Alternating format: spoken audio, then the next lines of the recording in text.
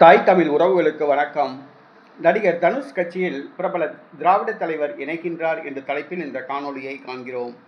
நடிகர் தனுஷ் கட்சியில் பிரபல திராவிட தலைவர் இணைகின்றார் என்ற தலைப்பில் இந்த காணொளியை காண்கிறோம்.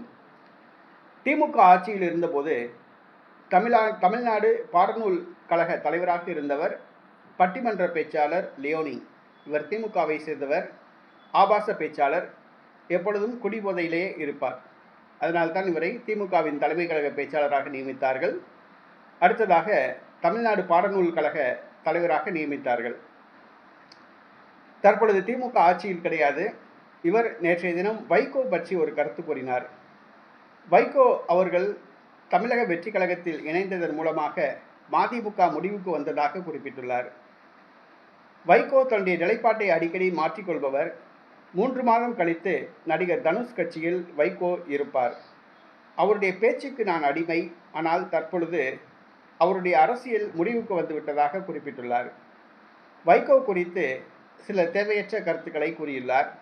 அதாவது நடிகர் தனுஷ் கட்சியில் வைகோ இன்னும் 3 மாதத்தில் இணைவார் என்று குறிப்பிட்டுள்ளார். நகைச்சுவையாக குறிப்பிட்டுள்ளார். வைகோவுடைய செயல்பாடுகளை பார்க்கும் பொழுது அப்படித்தான் உள்ளது. அவர் தற்பொழுது விஜய் காலடியில் உள்ளார். அவர் புத்தக வெளியீட்டு விழாவிற்கு ராகுல் காந்தியை அழைத்து டெல்லியில் விழா நடத்தினார்.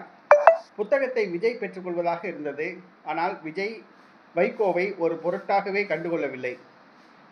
கருணாநிதிக்கு எதிராக, ஜெயலலிதாவுக்கு எதிராக அரசியல் பண்ணியவர் வைகோ தற்பொழுது விஜயிடம் சரணடைந்து கிடக்கிறார்.